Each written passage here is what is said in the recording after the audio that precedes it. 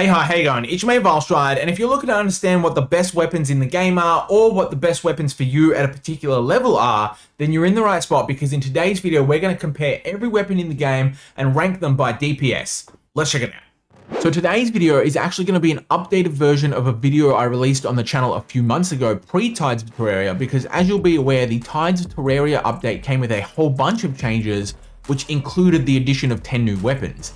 However, for the sake of new viewers, I will start by explaining the methodology. So first of all, the way I tested this was to take each weapon in against the Victor and Shadowbeak normal mode boss and record how many seconds it took to kill it. So that boss has 105,000 HP, meaning if we record the time to kill, then we can easily calculate the damage per second from there. And notably, there were a few measures that I took to ensure that the test results were as consistent as possible. So the first of those is that I did each test 3 times and used the average as the final DPS number. And the reason for this was just to help smooth out some of the variation from any individual fight. Things like the number of critical hits scored, or if I happen to have gotten frozen during one of the fights, etc.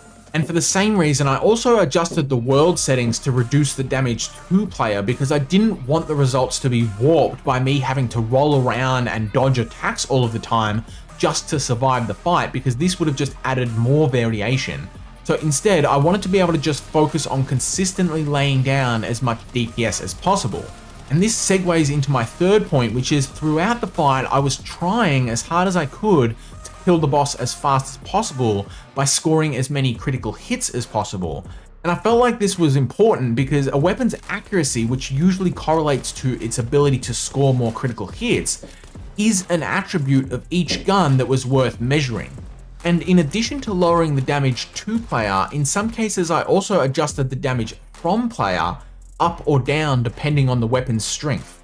So for weapons that were at the top end of the damage scale, I actually lowered the player damage to 0.5 so that the fight took longer to complete, because this led to more consistent results.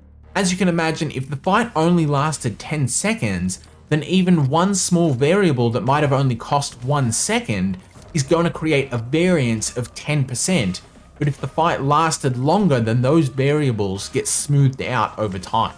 And conversely, if the weapon was too weak, I had to increase the damage from the player so that I could actually complete the test before the timer ran out.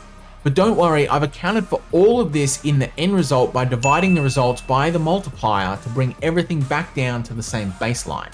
But before we get into the actual results, I do want to preface this information with a little bit of nuance. So the first thing I want to mention is that obviously the DPS numbers we're looking at today are specific to this fight. So those numbers are going to change if you go and take on a different boss. And the reason for that is because every boss has different defense values and different damage multipliers. But that doesn't make the result any less meaningful, because it still gives us a good indication of each weapon's relative strength when compared to the others, and that should scale with any given fight.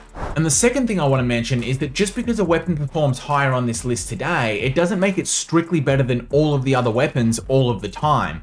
Each weapon is going to be a different tool for a different job, and we should be using this data set just as information to help inform our decision making. But with that out of the way, let's move on to the actual results. So here we have it. This is all of the weapons that I tested ranked in order of their DPS from highest to lowest, and you can see that I've split it out into 2 to show the weapons at their base or common level over on the left hand side and at their legendary tier over on the right. And as you've probably already noticed, there were some shifts in the rankings when comparing the 2 against one another, and there are 2 main reasons why we get this. First of all, some weapons just have a really high raw damage increase between their base variant and their legendary variant, such as the Meteor Launcher, which gets a 425% increase.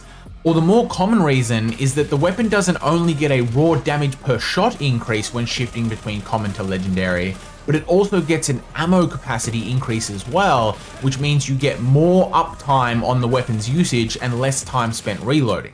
And this is the case with the charge rifle, which has a clip size of 10 at the legendary tier, but only 6 at the common. And when you consider the fact that this is a high damage per shot weapon with a low number of shots, then the downtime due to reloading disproportionately lowers its damage output compared to other weapons. That being said, the charge rifle and the overheat rifle are still incredibly close, so I would kind of just count these as 1A and 1B rather than 1 and 2, because you could account for this small amount of variation with just the inherent variables due to the nature of my testing. So I wouldn't take away from this the fact that one is better than the other. I would still use both depending on what the application is. For example, when taking down the chopper gunner on the level 60 oil rig or picking off the Moonlord eyes from a distance, I would recommend the charge rifle, but when fighting Bjorn and Bastagor, the charge rifle is just going to get you killed because you'll be standing still for too long. So for that one, I recommend using the overheat rifle, plasma cannon, or multi-guided missile launcher. And the last thing I wanted to say about the charge rifle is that the results can vary drastically depending on how accurate you are and how many critical hits you're able to score. So if you miss shots with this, you're going to be punished a lot more than with other weapons. But moving further down the list, the next most interesting one to me is the Terraprisma, because despite being in the 6 and 5 slots respectively, I actually rate this one as the best weapon in the game, and the reason for that is because it's basically just free extra damage, given that you can use it in addition to any of the other weapons. So for example, when I paired the Terraprisma with the overhead rifle, I was able to get DPS of up to 21,000, which easily takes the #1 spot.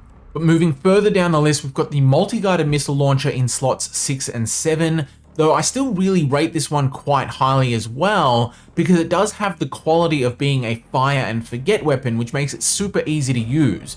So you can just spam the trigger on this one and still do a bunch of damage without being very accurate. And this is actually really important for fights like the Bjorn and Bastagor hard mode, because it allows you to pay less attention to shooting and more attention to dodging attacks and staying alive. And then below that, you can see we've got a few more of the Terraria weapons. One I want to shout out here is the Vortex Beater, which is really nice because it uses assault rifle ammo, which is going to be super cheap, and it also never needs to reload, so you can just keep spamming it. And this is going to make it a really great beginner-friendly option if you can pull it early from the Terraria dungeon. And the last one I wanted to highlight was the Makeshift SMG, which I also talked about in the previous video, and the main reason for this is just because you can unlock it as early as level 26, and despite that, its damage still outscales a lot of the other weapons below it that you don't unlock until later. So again, this is just going to be another fantastic early game choice if you can get your hands on it.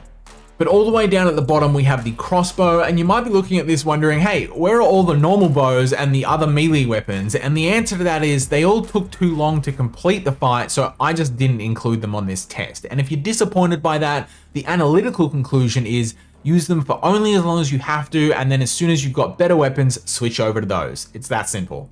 But that's everything for now. I hope you guys enjoyed this one, and if you do want access to the data sheet, I'll be uploading it into my community Discord, which I'll leave a link to in the description down below, so you can go ahead and grab it from there. But otherwise, thank you for watching. I'll catch you guys next time. Have a good one.